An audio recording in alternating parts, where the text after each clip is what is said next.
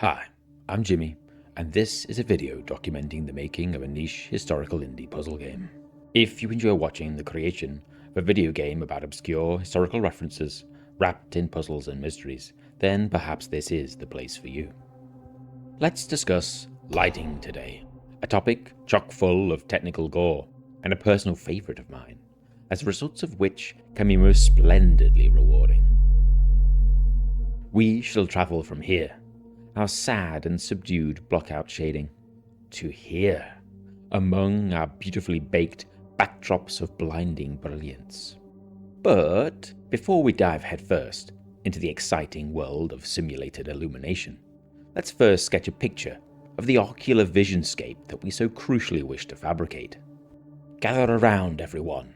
That includes you over there holding the potato, and I'll spin you some yarn on the foundation of light.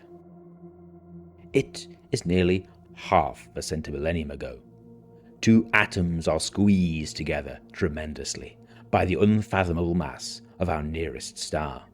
So tightly so, they merge and spawn for us an anthropomorphized photon, who now begins a most formidable and unlikely journey. The first 40,000 years of which are spent billiard balling their way through the sweaty internals of our sun, before finally breaking free from the surface. Upon escaping, it shoots out like a well-aimed arrow into the vastness of space, and just over 8 minutes later, as luck would have it, enters majestically into our Earth's atmosphere. Bouncing, dodging, but never weaving through our gaseous envelope, our photon zips on downwards towards our planet's crust, and in an unlikely event, slips straight through this open window, smashing into the shiny nubbin of this brass spigot, before ricocheting further into the room. Careening about the various surfaces, the floors, walls, and tables, each interaction reshaping their path and snatching a little more of our photon's energy. Eventually, after this chaotic tour, they plunge into a succulent cabbage leaf, scattering through the fibrous membrane and bouncing among the atoms of the pale frond, before being ejected once more. By some astronomically slim probability, and somewhat warily, our photon intersects with the cornea of your eye, refracted and distorted through the squishy biological lensery of your spherical peepers. It finally contacts the retina, with its remaining energy converted to an electrical pulse. Our photon is no more. Dead. The signal travels down your optical nerve, and through a complex machination of synapse synchronization, your brain reacts, exclaiming, "Aha! A cabbage!" Great. Now that we are all highly qualified optical physicists, we can begin planning how one might approximate those 40,000 years of complex photonic interactions without the aid of a supercomputer. Let us concentrate for a second on the surface of that cabbage leaf, that moment just before the photon enters our gaze. What if we recorded the photon's energy at that point in time? Then, when rendering our delectable leafage, we can look up that cached information and mix it together with our pale green surface color to produce something resembling lighting.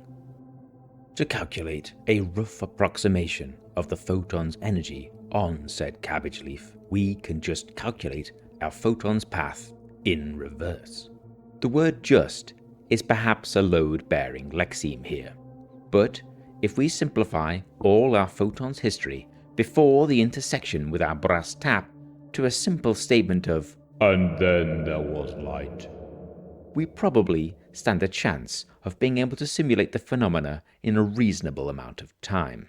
Further still, we can also streamline the photon's interaction with each surface to just a deflective bounce, letting us do away with any complicated intermaterial atomic simulation. Putting this another way, from our cabbage leaf surface, we will shoot out a ray in a random direction. If we hit another surface, such as this wall, we will just pick another random direction and repeat.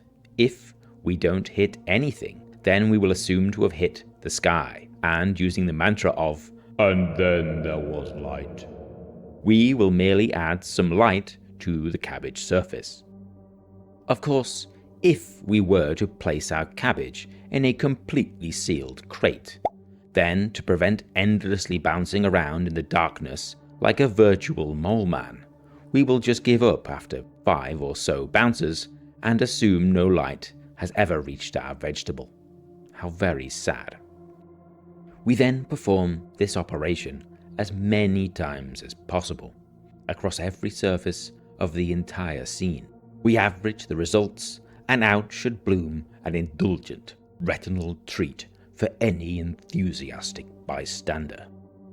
Now, that esoteric, hand-wavy description of an industry-standard concept known as light mapping is all well and good. However, if we are to implement this ourselves, we have some more very real problems to deal with before such abstract waffle can become reality. Our first issue is how do we actually fire a ray into our scene to search for the sky? With the scene being made of entirely triangles, this really boils down to performing computations to check if a 3-dimensional line intersects with any triangle in our scene. There is a famous algorithm by Muller and Chambord that elegantly handles this. However, naively checking against every single triangle in a scene of potentially millions will likely be so horrendously slow that even a very, very patient game developer, such as myself, would begin to question their life choices. So, to speed this operation up, we will carve our scene into a hierarchy of bounding volumes. Each volume can be thought of as a bucket, either containing more smaller volumes within itself, or, once the prospective faces are few enough, just a handful of triangles. Now, we can attempt to intersect with these volumes instead. If we hit one, we must recurse downwards, checking all its enclosed content for intersections. Otherwise, if we miss, we can just ignore the enclosed content entirely and skip all those expensive computations. Further still, we can choose the dimensions and the locations of those bounding volumes by brute force testing many different layout variations to find permutations that have heuristically predicted best performance. Oh, fancy. The official parlance for such a concept is a binned BVH. There are more complicated versions of this idea, potentially able to squeeze even more tasty juice from the performance orange. However, the complexity did not seem worth the effort, as this worked well enough. So, we can now fire rays, but we have 2 more fundamental questions to answer. Where do we shoot the rays from? Just saying, "We shoot them from the surface of that cabbage leaf," will unfortunately not cut the specificity mustard. Additionally, when we come to finally render our delicious foliage, how might one actually retrieve the surface's saved photon information? Let us strike both these problematic birds with a single hefty breeze block. We will map the entire surface of our entire scene to a flat 2-dimensional texture, so each pixel of this texture represents a small surface patch of the scene. During our final rendering, we can look into this texture in the same way we might look up any other object texture, and extract that surface photon information for some casual observational delectation. To perform the actual flattening, for every object in our scene, we'll take one of its triangles and flatten it to 2D. Then search for an adjacent triangle, and provided they're within some angular tolerance, we bolt it alongside the first, building out a small island of triangles. Once there are no more similar neighboring triangles, we start a new island and repeat.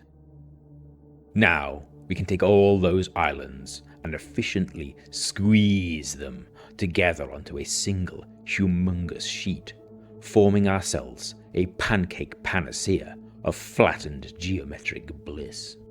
Next, using straightforward rudimentary threaded CPU conservative rasterization, we can also produce 2 additional textures with an identical mapping layout, but whose RGB values contain the world space XYZ positional and directional information of all surfaces in the scene, giving us a complete starting point for firing all those aforementioned rays. We are almost ready to simulate. Just a little more housekeeping to perform. To prevent any need for loading as a player switches rapidly between memories, and because every part of our game is stored in one giant level, we are compelled to have all our light maps entirely loaded into a single gargantuan texture array to keep the memory usage reasonable.